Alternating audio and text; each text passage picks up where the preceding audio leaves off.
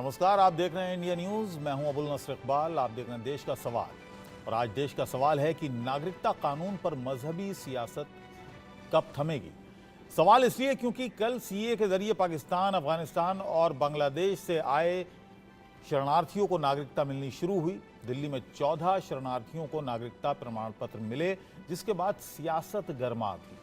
पश्चिम बंगाल की सीएम ममता बनर्जी ने तो यहां तक कह दिया कि इंडिया गठबंधन की सरकार बनी तो सीए को रद्द कर देंगे, जिस पर प्रधानमंत्री मोदी ने भी करारा जवाब दिया। उन्होंने दो टूक कहा कि कोई भी सीए को खत्म नहीं कर सकता। उन्होंने इंडिया गठबंधन के नेताओं पर धर्म और मजहब के नाम पर सियासत करने का आरोप लगाया। लेकिन अब सवाल है कि आखिर पाकिस्तान, अफगानिस्तान और बांग्लादेश से धार्मिक प्रताड़ना के चलते भारत आए शरणार्थियों को नागरिकता मिल रही है, तो इसका विपक्ष में विरोध क्यों है।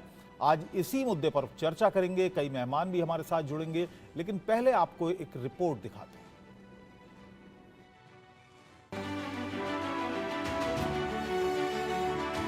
मैम बिल्कुल बहुत बड़ी खुशी हुई, हमें इस देश की नागरिकता मिली। हम तो ये समझो कि हम बड़े खुशनसीब हैं कि भारत सरकार ने हमें चुना। बहुत बढ़िया फील हो रहा है, भाइयों को नागरिकता मिली है सबको, और हम बड़ा प्राउड फील कर रहे हैं कि आज हम गर्व से कह सकते हैं भारतीय हैं। बहुत अच्छा लग रहा है हमें, जो हमें नागरिकता मिली है 10 सालों के बाद, जैसे हम यहाँ आज के कहला रहे हैं। हाँ। बहुत अच्छा लग रहा है, हमें बहुत खुशी हो रही है। आज बहुत अच्छा लग रहा है हमें। हमने पाकिस्तान में तो जन्म लिया है, लेकिन हमें ऐसा लग रहा है कि आज हमने नया अवतार लिया है। बहुत अच्छा लग रहा है। पाकिस्तान में तो हमें ऐसे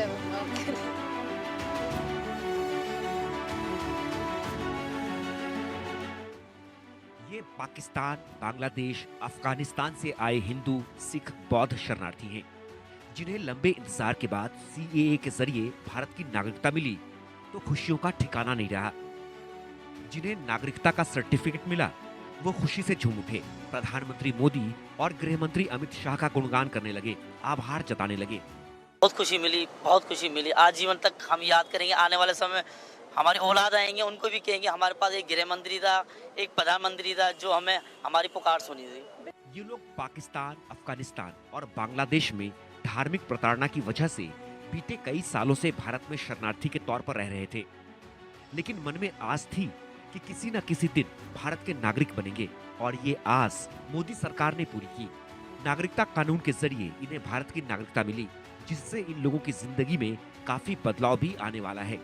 अब इन्हें सरकारी योजनाओं का लाभ मिलेगा। नागरिकता मिलने के बाद भारत में चुनाव लड़ सकेंगे, संवैधानिक पद पर बैठ सकेंगे, वोट डालने का अधिकार मिलेगा, मौलिक अधिकारों का फायदा भी मिलेगा। इसके अलावा सबसे बड़ा फायदा तो यही होगा कि इनके पास अब स्थायी पहचान होगी। अब तक जो लोग शरणार्थी के तौर पर रह रहे थे, अब वो भारतीय नागरिक के रूप में रहेंगे। इसके साथ ही अब इन्हें भी वो सब अधिकार मिल जाएंगे जो एक भारतीय नागरिक के पास हैं। और इन्हें ये सब इसलिए मिला क्योंकि प्रधानमंत्री मोदी ने गारंटी दी थी, जो पूरी हुई। सीएए कानून के तहत शरणार्थियों को भारत की नागरिकता देने का काम शुरू हो गया। पहले लॉट को ऑलरेडी नागरिकता दी गई, और ये सभी भाई बहन हिंदू है, सिख है, बौद्ध है, जैन है, पारसी है, ईसाई है, और ये वो लोग हैं जो शरणार्थी बनकर के लंबे अरसे से हमारे देश में रह रहे हैं। तो मोदी की एक और गारंटी पूरी हुई, लेकिन सीएए के जरिए नागरिकता मिलने लगी तो विपक्षी कुनबा बिफर पड़ा। पश्चिम बंगाल की सीएम ममता बनर्जी ने तो सीएए रद्द करने की चेतावनी तक दे डाली। उन्होंने कहा, जब चुनाव आता है तो बीजेपी को सीएए की याद आती है, मतुआ वोट याद आता है। मुझे बांटने की राजनीति पसंद नहीं है। बीजेपी की सरकार गिरती है तो नागरिकता कानून, एनआरसी और यूसीसी को रद्द कर देंगे, जिस पर गृह मंत्री अमित शाह ने विपक्ष को करारा जवाब दिया। स्मिता जी, 370 के लिए भी बहुत सारे लोग कहते थे, सीए के लिए भी बहुत सारे लोग कहते थे। अब ये सब वास्तविकता बन चुका है, जनता ही निर्णय करती है। साफ है, सियासी वजहों से सीएए का विरोध होता रहा, लेकिन सवाल है कि शरणार्थियों को राहत से विपक्ष को दिक्कत क्यों है, और सवाल ये भी कि आखिर नागरिकता कानून पर सियासत कब तक होगी। Bureau report, India news. तो चलिए, आज जो देश के सवाल में हम सवाल उठा रहे हैं वो भी आपको बताते हैं। शरणार्थियों को राहत से विपक्ष को आखिर परेशानी क्या है? सीए पर ममता आखिर क्यों राजनीति कर रही हैं? इंडिया गठबंधन की सरकार आई तो सीए क्या रद्द हो जाएगा? नागरिकता देने वाले कानून पर सियासत क्यों हो रही है? तमाम सवाल हैं। हमारे साथ खास मेहमानों का एक पूरा पैनल होगा, उनसे बात करेंगे। विजय शर्मा प्रवक्ता हैं बीजेपी के, हमारे साथ होंगे। अजय वर्मा नेता हैं कांग्रेस के। अनिबोध बनर्जी राजनीतिक विश्लेषक हैं। झूलाराम शरणार्थी से जो अब नागरिक बन गए हैं वो हमारे साथ हैं। सुमित्रा गोयनका हैं, राजनीतिक विश्लेषक हैं। और झूलाराम थोड़ी देर बाद हमारे साथ जुड़ेंगे। विजय शर्मा इस वक्त हमारे साथ हैं और अजय वर्मा कांग्रेस के नेता हमारे साथ हैं। विजय जी, ये जो बात हो रही है सीए की, और चुनाव से बिल्कुल ठीक पहले इसको लागू किया गया और चुनाव के बीच में 14 लोगों को बाकायदा स्टेज सजाकर उनको सर्टिफिकेट भी बांटे गए, और इसी पर यह आरोप लग रहे हैं कि ये पूरा राजनीति से प्रेरित है। ये पूरा मामला सीए देना, सीए कानून लाना, सिर्फ बहुसंख्यकवाद को बढ़ावा देने के लिए, बहुसंख्यकों को तुष्ट करने के लिए, तुष्टीकरण की नीति पर चल रही है बीजेपी भी। देखिए, नमस्कार। मैं बताना चाहता हूं कि सीएए का राजनीति से दूर दूर तक कोई लेना देना नहीं है। सीएए किसके लिए है? बहुसंख्यकवाद की आप बात जो कर रहे हो वो बेईमानी है। क्यों? क्योंकि ये बौद्धों के लिए भी है, ये पारसियों के लिए भी है, ये सिखों के लिए भी है। क्योंकि मुसलमानों के ऑलरेडी देश है ना अपने। अगर आप धर्म के आधार पर प्रताड़ित हो तो बहुसंख्यक तो प्रताड़ित हो नहीं सकता, अल्पसंख्यक होगा ना। पाकिस्तान में कौन? तो कोई भी हो सकता है ना। हिंदू नहीं, धर्म के आधार पे नहीं हो सकता। मेरा मानना है धर्म के आधार पे। अब आप मुझे बताइए, मुसलमानों के देश में, पाकिस्तान में, कोई मुस्लिम धर्म के आधार पे कैसे प्रताड़ित हो सकता है? आप बता दो चलो मुझे। वहां पर भी है शिया, सुन्नी, अहमदिया। जी। नहीं, अगर आप इस्लाम में देखें तो इस्लाम में कहीं भी जाति का वर्णन नहीं है, जैसा कि ये बताते हैं। मैंने अरे तो इस्लाम को छोड़िए ना, आप बात कर रहे हैं कि धर्म के नाम पर प्रताड़ित नहीं होता। पाकिस्तान में भी ये झगड़े होते हैं, शिया सुन्नी के नाम पर होते हैं, सुन्नी अहमदिया के नाम पर होते हैं। तो उनके तो बहुत सारे देश है ना। वो बांग्लादेश का वहां चले जा सकता है, अफगानिस्तान जा सकता है, ईरान जा सकता है, कहीं भी जा सकता है। और पाकिस्तान का अगर हिंदू वहां प्रताड़ित है वो कहां जाएगा? आप मुझे बताइए। अगर बौद्ध प्रताड़ित है तो वो कहां जाएगा? अगर ईसाई प्रताड़ित है तो क्यों? क्योंकि वो अल्पसंख्यक है वहां पे। अगर पारसी है तो कहां जाएगा? तो म्यांमार के भी रोहिंग्या को शामिल कर लेते। म्यांमार के जो रोहिंग्या, हिंदू रोहिंग्या, उनको शामिल कर लेते, उनका भी जिक्र नहीं है। देखिए, म्यांमार की समस्या अभी आई है। ये जो दशकों से धर्म के आधार पर प्रताड़ित थे और दशकों से यहाँ अवैध रूप से रह भी रहे थे। और जो आप देखोगे लियाकत नेहरू पैक्ट आप देखेंगे, उसमें साफ लिखा हुआ है कि एक दूसरे के अल्पसंख्यकों का हम ध्यान रखेंगे। तो ये तो नेहरू जी को कर देना चाहिए था। जो काम आज हम कर रहे हैं ये तो आजादी के समय होना था। जी, अब प्रॉब्लम ये है कि आपसे आज की बात करो तो आप नेहरू से शुरू करते हैं। ये बड़ा मसला है आप लोगों के साथ। आप देखिए, एक बात बताइए, जब संसद में ये प्रस्ताव पारित हुआ था सीएए का, तब कौन सा इलेक्शन था मुझे बताइए? और देश में कौन सा समय ऐसा है जब इलेक्शन ना हो? हर साल इलेक्शन होते हैं देश में। तो फिर सारे विकास कार्य, सामाजिक कार्य फिर तो सारे बंद कर देते हैं। अजय जी, हेलो जी आ रही है आपकी आवाज, बोलिए। देखिए, जब जानकार नॉलेज का अभाव होता है तो कुछ चीजें इसी तरह से उसका स्पष्टीकरण नहीं हो पाता। आपने बहुत ही सही जवाब पूछा एंकर महोदय कि भाई म्यांमार के भी हिंदू शरणार्थियों को दाखिल कर लेते, श्रीलंका के, नेपाल के, और भी इधर बांग्लादेश के, इधर के भी शामिल कर लेते अगर आपने इन कंट्रियों के कर रहे हैं।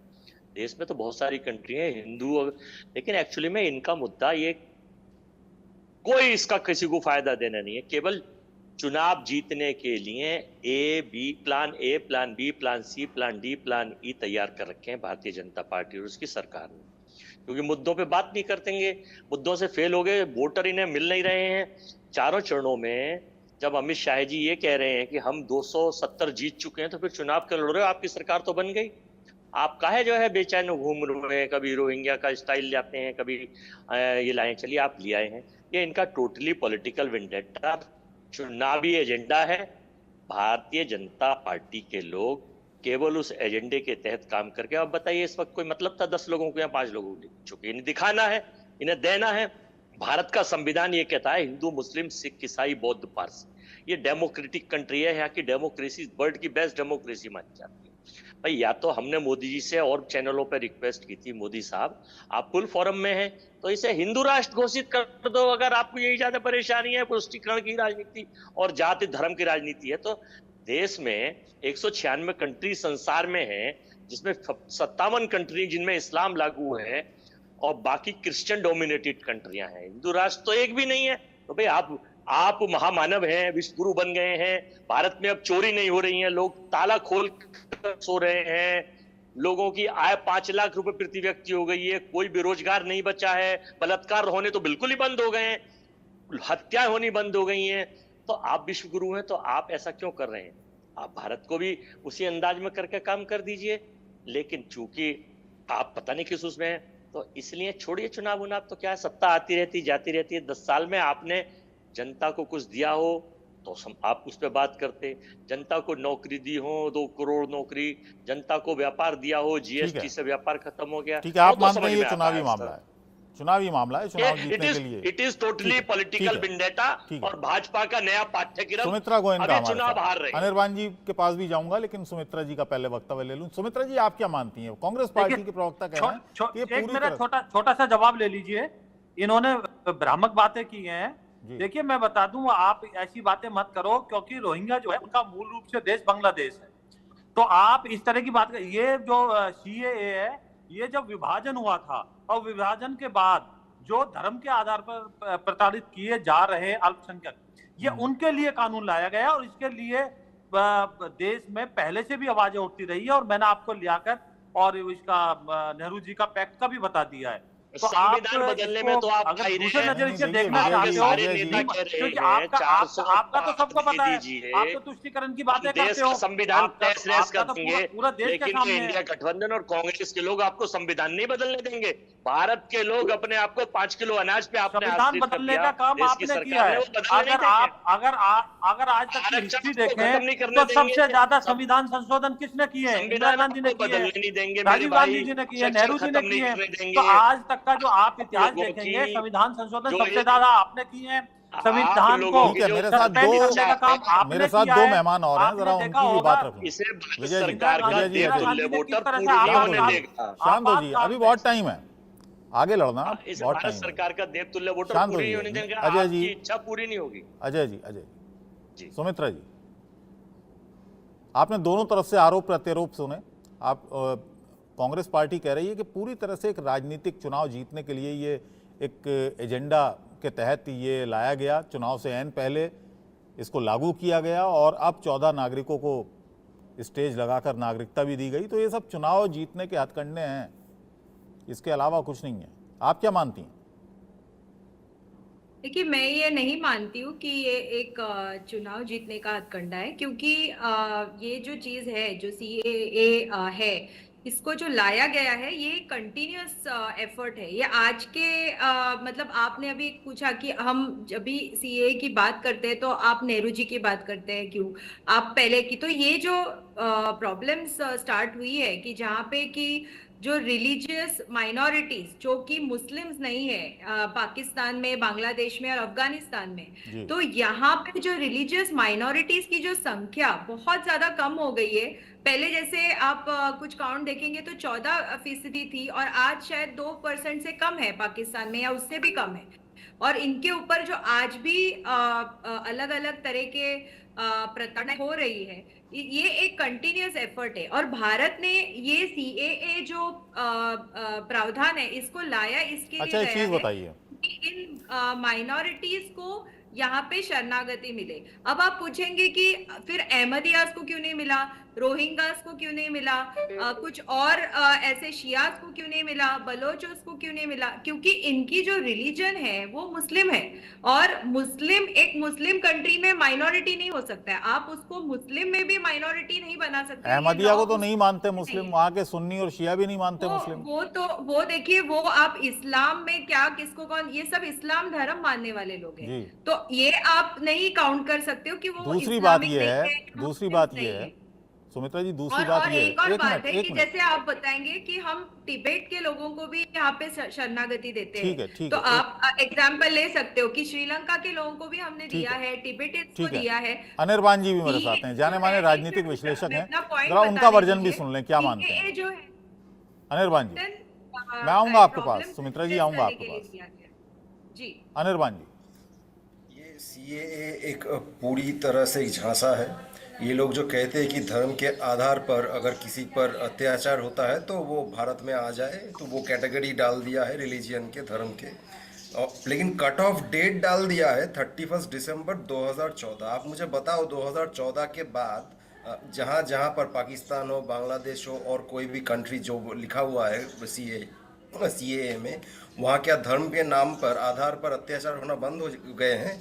2014 31 दिसंबर के बाद अगर कोई हिंदू, बौद्ध, पारसी जो भी है वो अगर धर्म के आधार पर अत्याचारित होते हैं, पकड़ लीजिए अफगानिस्तान में जब तालिबान का सरकार आ गया है, उसके बाद हमने सुना, खबर में भी पढ़ा कि वहाँ जो सिख बहुत सारे लोग हैं उनके ऊपर अत्याचार हो रहे हैं, तो वो तो 31 दिसंबर 2014 के बहुत साल बाद हो रहे हैं, तो वो कहाँ जाएंगे? तो ये लोग जो आंसू बहा रहे हैं कि ये हिंदू कहाँ जाएंगे, सिख कहाँ जाएंगे, बौद्ध कहाँ जाएंगे, ये सिर्फ वो आंसू बहाने के लिए आंसू बहा रहे हैं। एक्चुअली इनको कोई दर्द नहीं है। अगर दर्द होता तो वो जो लंबा लिस्ट डाल दिए है ना, डॉक्यूमेंट लगता है, ये डॉक्यूमेंट लाओ, वो डॉक्यूमेंट लाओ, फलाना फलाना, कितने सारे डॉक्यूमेंट का लिस्ट डाल दिए हैं। अरे भैया, जिसके ऊपर अत्याचार हुआ है, टॉर्चर हुआ है, वो जो एक कपड़े में पूरा फैमिली को लेकर भाग आया है, वो डॉक्यूमेंट कहाँ से लाएंगे भाई? और वो अफगानिस्तान का पासपोर्ट लेके वहाँ का पुलिस स्टेशन में झूला राम जी हमारे साथ उसका कॉपी लेके उनकी जरा बात सुन लें। तो सीए जो आज सर्टिफिकेट मिला है, लंबा लिस्ट है कि आपको ये डॉक्यूमेंट्स देना है, तो ये डॉक्यूमेंट्स कहाँ से लाएंगे? ये पूरी तरह से हिंदू मुसलमान करने का जो इनका जो स्ट्रेटेजी रहता है, पॉलिटिकल स्ट्रेटेजी, वही कर रहे हैं। पर लेकिन बांग्ला में ये मुतुआ समाज को जो कह रहे हैं कि इनको हम सिटीजनशिप दे देंगे, तो वो लोग पूछ रहे हैं कि तो हम क्या सिटीजन नहीं है? तो पहले तो जब आपको अप्लाई करना पड़ेगा, आपको बोलना पड़ेगा कि हम सिटीजन नहीं है। झूला राम जी हमारे साथ अप्लाई कर पाएंगे। झूला राम जी हमारे साथ हैं। झूला राम जी, आपको मेरी आवाज मिल रही है? सर बिल्कुल आवाज आ रही है आपकी जी। बताइए, आपको आज सर्टिफिकेट मिल गया? सर मेरे को कल मिला था सर। अच्छा, हाँ, कल मिल गया था आपको? हाँ, 15 मई। क्या डॉक्यूमेंट्स आपने दिए, क्या क्या कार्रवाई हुई, किस तरह का पूरा प्रोसीजर था, प्रावधान था, जरा बताइए। सर मेरे पास तो ओनली क्या है, पासपोर्ट और क्या नाम है अपनी वैलिड वीजा थी, और कुछ थोड़े बहुत कागज थे, 4-5 प्रूफ देने पड़े सर। इनको फुल फ्रेम में ले लीजिए। ये बताइए, आप ये बताइए आप पाकिस्तान में कहां से आए, किन हालात में आए? सर मैं पाकिस्तान से मटियारी जिले से आया था, सिंध प्रांत से। मैं आया था 2013 5 मार्च को हिंदुस्तान के अंदर। और सर हालात तो सबको पता ही है, बट हालात खराब ही थे उस तो। मैं एज मेरी 15-16 साल की होती, करीब 15 साल की, इतनी मुझे तो नॉलेज और भूल गया हूँ पुरानी यादें, लेकिन बट ये प्रॉब्लम थी वहाँ पे। जैसे कोई परेशानियां हो जाती थी, जैसे कोई कहीं 100-150 मीटर के अंदर में या 2-4 किलोमीटर अंदर कोई किसी के साथ दुर्घटना घट जाती थी, तो हमारा परिवार घबरा जाता था सर। परिवार घबराने के बाद तो फिर दिक्कत आ जाती है। आसपास जितने भी 4-5 हिंदू के मकान होते थे, तो सारे मतलब एक साथ इकट्ठे हो जाते थे। अब जी हमारे साथ क्या दुर्घटना घट सकती है, या कोई हमारे साथ भी हादसा हो सकता है। तो हमारे पापा जी ने और दादाजी ने डिसीजन दिया कि हमें हिंदुस्तान कल भी जाना है, आज भी जाना है। तो इसीलिए हमने पासपोर्ट अप्लाई करा और वीजा अप्लाई करा जी 2013 5 अक्टूबर को हिंदुस्तान में आ गए। मैं ये जानना चाह रहा हूँ, आपके परिवार के साथ, आपके साथ, आपकी फैमिली के किसी मेंबर के साथ धर्म के आधार पर कोई प्रताड़ना, किसी तरह की ज्यादती वहां पर हुई? सर एक बार हुई थी, वो भी मेरे दादाजी के साथ हुई थी कुछ टाइम पहले, काफी टाइम पहले हुई थी, जब कराची में हमारे आरत थी, जब बाबरी मस्जिद तोड़ी गई थी, उस समय हमारे दादाजी के साथ कुछ नाजायजी हम, उस समय कराची हमें वहां से छोड़ना पड़ा था, फिर हम किसी देहाती इलाके में आए थे, तो उस समय ही दादाजी हिंदुस्तान के अंदर आ रहे थे। लेकिन कुछ लोगों ने, जो हमारे वहाँ हिंदू बिरादरी की कमेटी की थी, उन लोगों ने कहा था कि भाई बड़ी सिटी है, यहाँ पे कोई प्रॉब्लम हो जाए, देहात पे जाके अपना गुजर सफर करते हैं, वहीं चलते हैं, यहाँ रहने दो।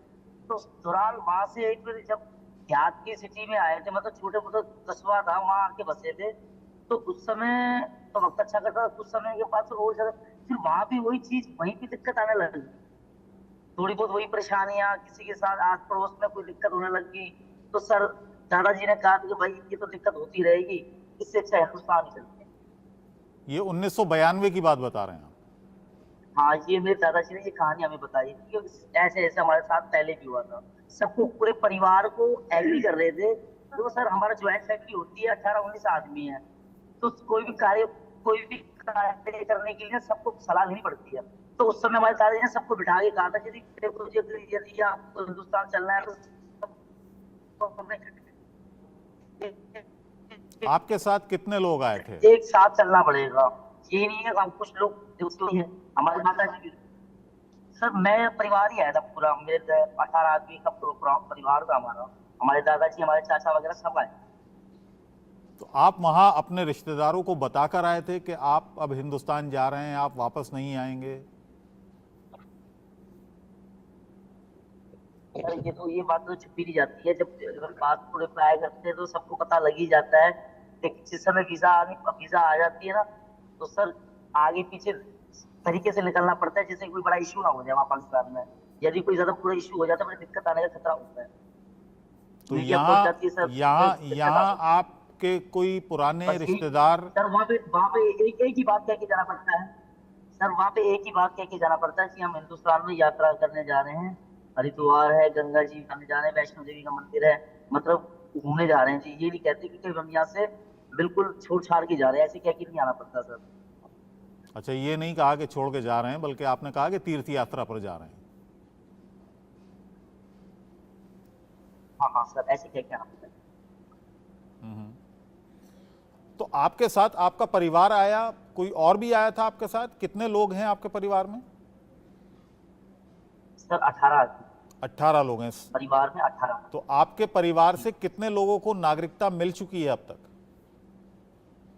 सर हमारे परिवार में 3 लोगों को मिली है, मेरे को मिली है, मेरे भाई को मिली है, और हमारे एक चाचा जी हैं उनको मिली है। बाकी प्रोसेस में चल रहा है, 1-2 दिन के बाद उनका भी नंबर आ जाएगा। ठीक है, आप हमारे साथ बने रहिए, आपसे कुछ और बात करेंगे। चलिए, हमारे साथ सुमित्रा जी भी हैं। सुमित्रा जी, ये आपने सुना, इनको झूला राम जी हैं हमारे साथ, जो बता रहे हैं कि 1992 में जब इनके दादा थे, तब उस समय जब बाबरी मस्जिद को यहाँ गिराया गया था, उस समय वहाँ कोई ज़्यादतियाँ हुई थीं, और उनके दादा ने तब कहा था कि यहाँ पर रहना बहुत मुश्किल है, इंतज़ाम हिंदुस्तान में होना चाहिए हमारा। कितना मुश्किल होगा? मान लीजिए जी, कुछ कह रहे हैं झूला राम जी आप? ठीक है, सुमित्रा जी, कितना मुश्किल है कि कोई धार्मिक प्रताड़ना के तहत हिंदुस्तान आया, उसको नागरिकता दी जाए? ये साबित करने के लिए भी नहीं कहा जाएगा, जाहिर है उसमें है कि किसी तरह के कोई डॉक्यूमेंट इससे रिलेटेड नहीं मांगे जाएंगे, तो ऐसा तो कोई भी आकर कह सकता है। देखिए, मुझे लगता है कि जब कोई प्रावधान लाया जाता है, उसके बाद में अप्रोप्रिएट चेक्स एंड बैलेंसेस होते हैं, लेकिन मुझे ये समझ नहीं आ रहा है कि अगर कोई हिंदू, जैन, बुद्धिस्ट, सिख या कोई और क्रिश्चियन या ऐसे कोई कम्युनिटी से लोग हैं जिनकी संख्या बहुत कम हो रही है इन देशों में, जबकि आप देख रहे हैं कि मुसलमानों की संख्या भारत में बढ़ रही है, लेकिन बाकी ये जो 3 कंट्रीज हम देख रहे हैं, जैसे पाकिस्तान, बांग्लादेश और अफगानिस्तान, और यहाँ पे हम कई बार सुन भी रहे हैं, जैसे कि हाल ही में हमने सुना था कि बांग्लादेश के इस्कॉन मंदिर में बहुत सारी तोड़फोड़ हुई थी, और शायद हमारे प्रधानमंत्री जी ने वहाँ के प्रेसिडेंट साहिबा से बात भी किया था। तो ये सारी जो प्रॉब्लम्स है, ये हो रही है क्योंकि ये रिलीजियस परसिक्यूशन हो रहा है। और आपके पास एक आंकड़ा है जो कि है कि कितना पॉपुलेशन का परसेंटेज है। तो जहाँ पे पहले 14% हिंदूज या अदर कम्युनिटी के लोग थे, वो अगर आज 2% से कम हो गए हैं, तो इसका यही मतलब है कि या तो यहाँ पे बहुत ज्यादा कन्वर्जन हो रहा है, या किसी ना किसी तरह से जो बाकी रिलीजियस माइनॉरिटीज है वो वहां से अपना धर्म चेंज कर रहे हैं या भाग रहे हैं, या फिर उनको कराया जा रहा है। ठीक तो है, अब मुझे इसका समझ जवाब मैं नहीं आ अजय रही जी से लूंगा। कि इसका जवाब मैं ये लूंगा बात अभी। मुझे यही से समझ हमारे नहीं पास आई एक और कि रिपोर्ट अगर आई है। ये भारत सुमित्रा जी, आप एक और रिपोर्ट आप हमारे पास आई है। राजस्थान में बहुत सारे लोग हैं, राजस्थान में बहुत सारे शरणार्थी हैं जो जिनके दावे यही हैं कि वो इसी प्रताड़ना के, धार्मिक प्रताड़ना के तहत यहाँ पर आकर बस गए हैं और रह रहे हैं शरणार्थी के तौर पर। क्या कहना है उनका, एक रिपोर्ट आपको दिखाते हैं। नागरिकता संशोधन कानून के तहत 14 लोगों को नागरिकता दी गई है और अमित शाह की ओर से जानकारी साझा करते हुए कहा गया है कि यह ऐतिहासिक है। कुछ पाक विस्थापित लोग मेरे साथ हैं जिनको पहले ही नागरिकता मिल चुकी थी, लेकिन अब CAA के आने के बाद किस तरह से सरलीकरण हुआ है, ऑनलाइन आवेदन कर सकते हैं, किस तरह से देखते हैं। कल हाल ही में 14 लोगों को नागरिकता दिल्ली में दी गई है। यहाँ पर जब से CA लागू हुआ है तो हमने लगभग 1000 के आसपास CA में फार्म भरे हैं और जयपुर में 5 लोगों को अपॉइंटमेंट दी गई है। 11 से 12 बजे यहाँ पर एक टीम बनाई गई है ज़िले स्तर पर जो फाइलों की जांच करेगी और उसके बाद उनको नागरिकता सर्टिफिकेट दिया जाएगा। उनमें से ये दिलीप कुमार है, उनमें इनके भी फाइल है जो इनको नागरिकता दी जाएगी। तो ये हमारी निमित्तकम संस्था है जो पाकिस्तान से जो लोग आते हैं हम उनके फार्म भरते हैं, उनके CA में उनका फार्म भरे हैं और उनको नागरिकता मिल जाएगी। तो हमारा यहाँ पर काम है लोगों को नागरिकता दिलवाना और उनका वीज़ावती बनवाना। तो हमारी निमित्तकम संस्था है, ये पूरा प्रयास कर रही है। आपने नए कानून के तहत आवेदन किया, क्या कंफर्मेशन मिल गई है नागरिकता की? जी, मेरे को मिल गई है। कल मेरा अपॉइंटमेंट है, तो कल मेरे को वहाँ पे बुलाया गया है, कल मैं जाऊँगा वहाँ पे। इससे कितने दिन आपको हिंदुस्तान में हो गए और आपने पहले भी आवेदन किया था? नहीं सर, पहले नहीं किया था मैंने। अभी मेरे को हो गए लगभग 11 साल हो गए इंडिया में रहते हुए। पहले मैंने नहीं किया था। पहले क्या वो प्रोसेस थोड़ा हाई था, अपनी पहुंच से बाहर था। तो अब ये जो अब क्या नए कानून के बाद लग रहा है कि आसान चीज़ें हुई? बिल्कुल बहुत आसान हुई हैं सर, बहुत आसान। अब बहुत आसान चीज़ें हुई हैं। अब आपको भी नागरिकता मिल जाएगी और देश की सारी सुविधा बिल्कुल बिल्कुल बिल्कुल मिलेगी। बिल्कुल। कुछ और भी लोग हैं। भैया, आपको कब मिली नागरिकता? मेरे को अभी फ़िलहाल 1.5 महीने से ज़्यादा हो गया नागरिकता मिली हुई है। इस अब नया जो कानून बना है उसके बाद कितना लग रहा है कि और भी जो लोग आपके साथ आए उनको कितना बेनिफिट इससे मिलेगा? उनको इससे बेनिफिट इसलिए मिलेगा क्योंकि उनको वो काफ़ी टाइम से पहले से आए हुए हैं, उनको कोई उनकी पूरी डॉक्यूमेंट्स वगैरह जिनके प्रॉपर नहीं है उनको CA में नागरिकता मिलना काफ़ी आसान है। उनकी काफ़ी फीस भी बच जाएगी इससे। आप कब आए थे? 2013 में। आपको मिल गई नागरिकता? 3 महीने पहले ही नागरिकता मिली। तो ये नए कानून के बाद क्या लग रहा है? आप यहाँ देखते हैं लोगों के अप्लाई कराते हैं फॉर्म्स वगैरह, कितना सरलीकरण हुआ है? यहाँ पे बहुत सरल काम हो गया। पहले से मतलब पासपोर्ट सरेंडर नहीं करने पड़ते हैं, 8000 रुपये खर्चा बच जाता है सरेंडर का। और यहीं के जयपुर में काम हो रहा है CA का, तो यहीं के यहीं प्रोसेस पूरी कंप्लीट हो जाती है जहाँ रहते हैं वहीं पे। कितने लोगों ने यहाँ से जयपुर से अप्लाई किया है नागरिकता के लिए? CA में तो लगभग 150 आदमी हैं जिनको हमने फार्म CA में भरे हैं। इनसे पहले तो हमने सैकड़ों की तादाद में लोगों को नागरिकता दिला दी है। जो 1955 का नियम जो चल रहा था तो उनमें काफ़ी लोगों को हमने नागरिकता दिला दी है। अब जब से ये CA का कानून लागू हुआ है उसमें लगभग हमने 150 आदमियों का फार्म हमने CA में भरे हैं, जिनमें से कल 5 लोगों को अपॉइंटमेंट दी गई है 11 से 12 बजे। तो कल हम इन 5 लोगों को लेके जाएंगे और इनकी जो फाइलें हैं उनकी जांच पड़ताल होगी और उनके बाद इनको नागरिकता का सर्टिफिकेट दिया जाएगा। जयपुर की अगर बात की जाए तो कितने लोग ऐसे हैं जो यहाँ पर रह रहे हैं? यहाँ पर हज़ारों की तादाद में जो 8 से 10 हज़ार के आसपास पुराने और नए लोग मिलाकर यहाँ पर रह रहे हैं, क्योंकि ये लोग 1947 के बाद से यहाँ पर आ गए थे। तो काफ़ी लोग हैं जो यहाँ पर रह रहे हैं और उनको नागरिकता मिल गई है और कुछ अभी नई फैमिली आ रही हैं जिनको अभी नागरिकता मिलना बाकी है। जब से ये CA कानून पास हुआ है तो काफ़ी लोग वहाँ पाकिस्तान में बैठे भी यहाँ से भी हम अब वहाँ पे जाएंगे तो हमारे को नागरिकता है जो जल्दी मिल जाएगी। तो काफ़ी लोग वहाँ से आ रहे हैं। मतलब कल भी 16 लोग ये जयपुर में आए हैं। तो लगातार CAA के बाद लोगों को एक उम्मीद बंधी है कि जो लोग यहाँ पर रह रहे थे, जिनके पास नागरिकता नहीं थी, वो नागरिकता लेना उनके लिए आसान होगा। कैमरा पर्सन मनोज के साथ विष्णु शर्मा, इंडिया न्यूज, जयपुर। बहुत सारे लोग हैं जो राजस्थान में हैं, अलग अलग जगह पर। उन्होंने ये भी कहा कि पहले भी बहुत सारे नागरिकों को जो शरणार्थी थे उनको नागरिकता दिलाई गई है। पहले से कानून है विजय जी, पहले से कानून है जिसमें सरकार को ये अख्तियार है कि वो जिसे चाहे नागरिकता दे। ऐसे में एक नया कानून लाना, धार्मिक आधार पर कानून लाना, उसकी जरूरत क्यों पड़ गई? देखिए, वो कानून जो है वो विश्व के किसी भी व्यक्ति के लिए है। हाँ, तो किसी भी उसके अलग नियम कायदे जी, वो नियम कायदे अलग हैं, इसके नियम अलग हैं।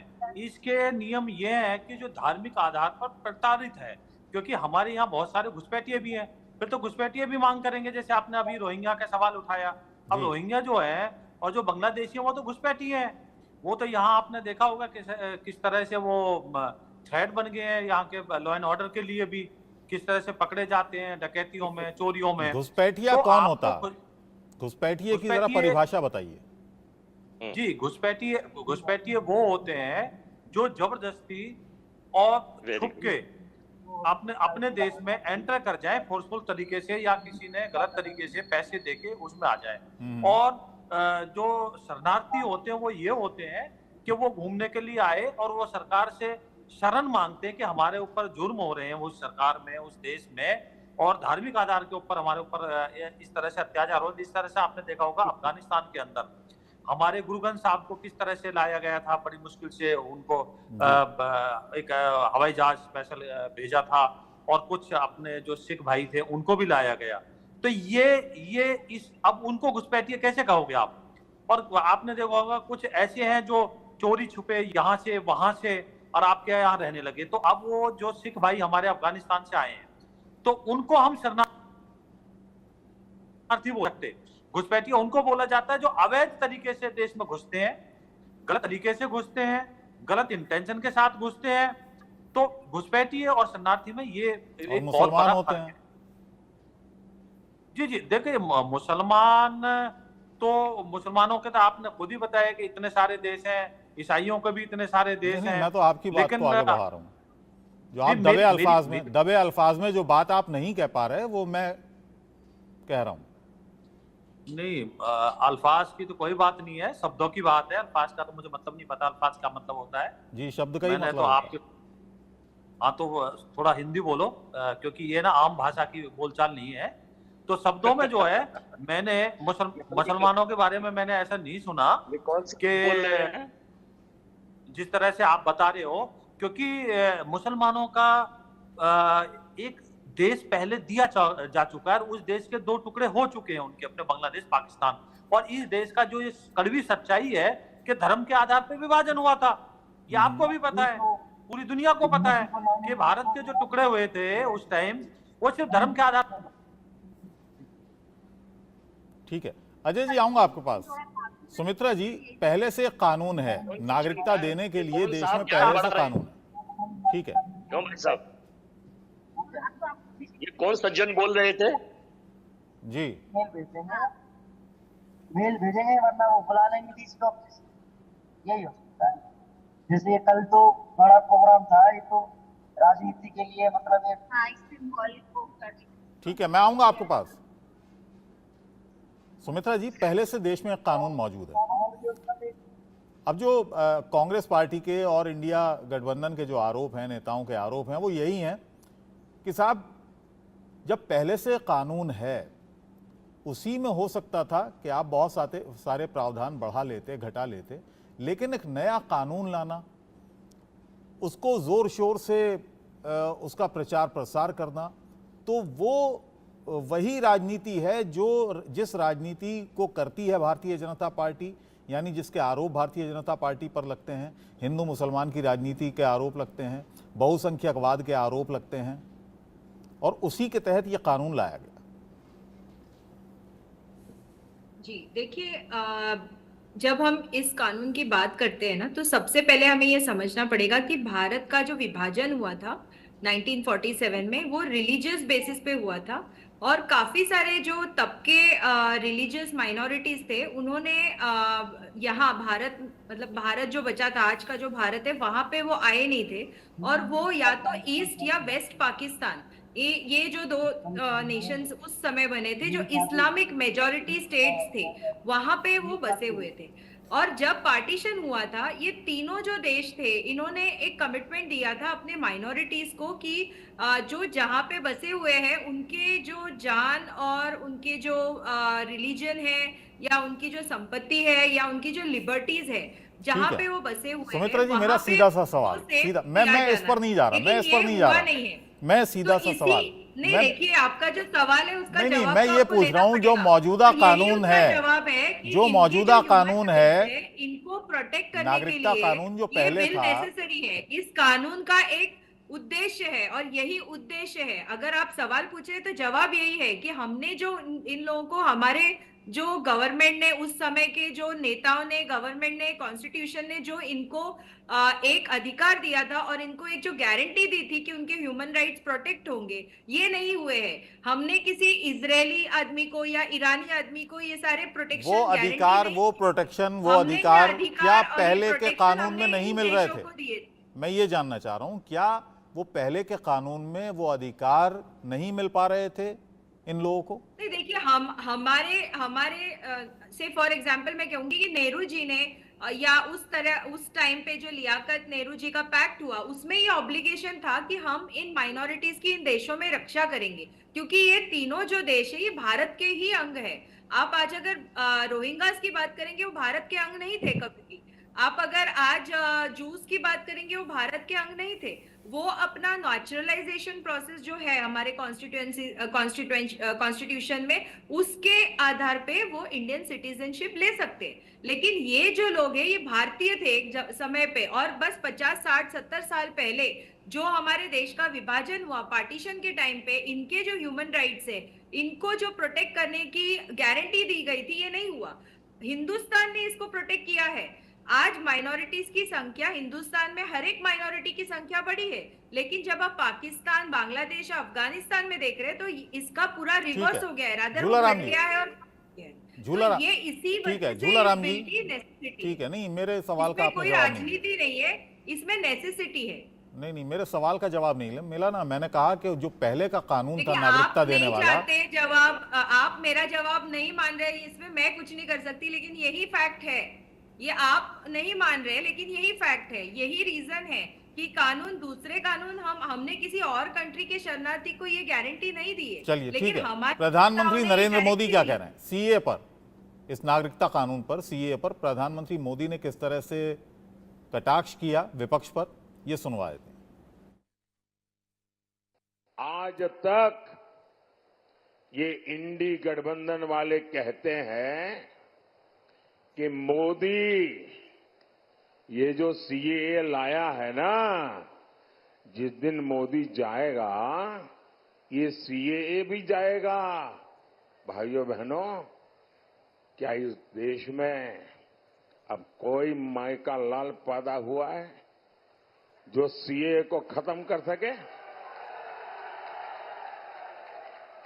ये देश की जनता जान गई है, देश का हर नागरिक जान गया है कि आप लोगों ने वोट बैंक की राजनीति करके, हिंदू मुसलमान को लड़ा करके और सेकुलरिज्म का ऐसा चोला पहन लिया था कि आपकी अंदर की पाप की सच्चाई बाहर नहीं आती थी।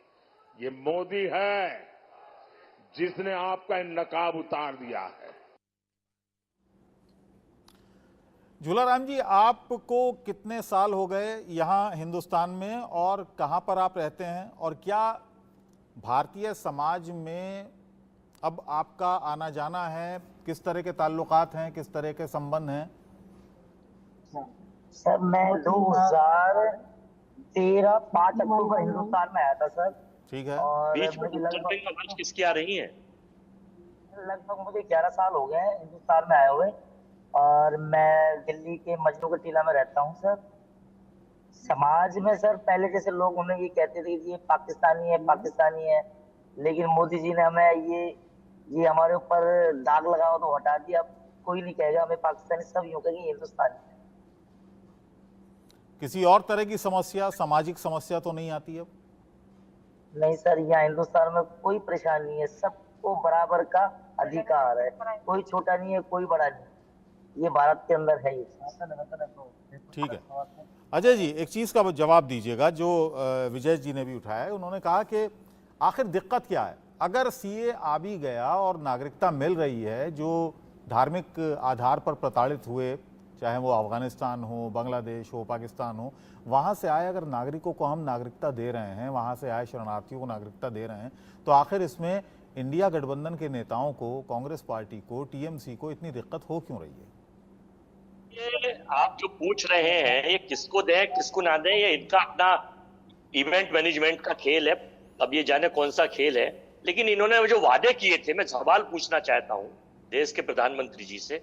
अभी आदरणीय ज्ञान बढ़ा रहे थे सबका कि मित्रों, आपने 85 करोड़ लोगों से कहा था कि रोजगार देंगे, उन 5 किलो अनाज पर उन्हें आश्रित कर दिया, और जितने लोग आ रहे हैं उन्हें किस चीज पर आश्रित करेंगे, इनसे ये भी पूछ लें जरा सा।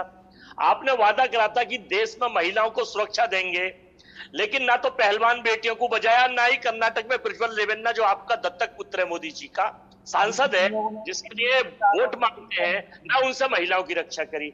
आपने वादा किया था कि हम 2 करोड़ नौकरी देंगे। एक डाटा आया है 83% युवा बेरोजगार है।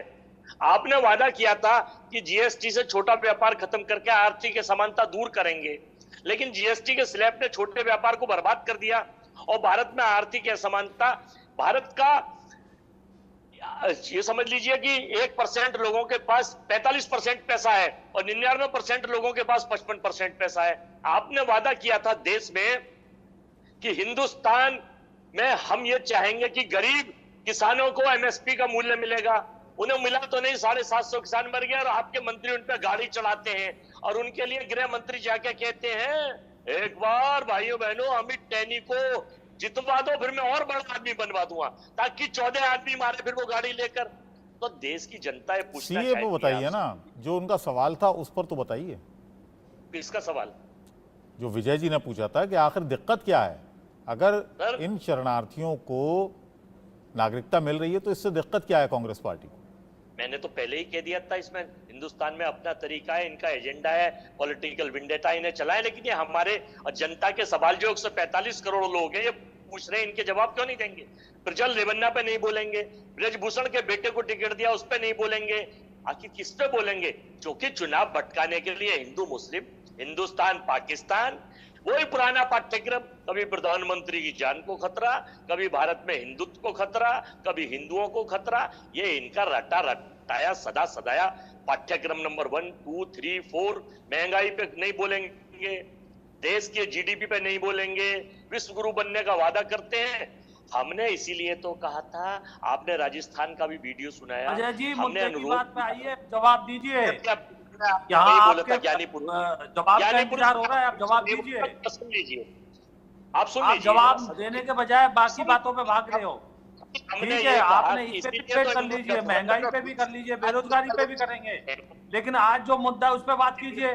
जब महंगाई पे बात करेंगे तब आप हिंदू मुस्लिम पे आ विजय जाओगे। जी वो जो कह रहे हैं उन्होंने कहा जो मैं समझा हूं, उन्होंने कहा कि भारतीय जनता पार्टी एक नैरेटिव सेट करने की कोशिश कर रही है हिंदू मुसलमान का, जो हो नहीं रहा है इस चुनाव में।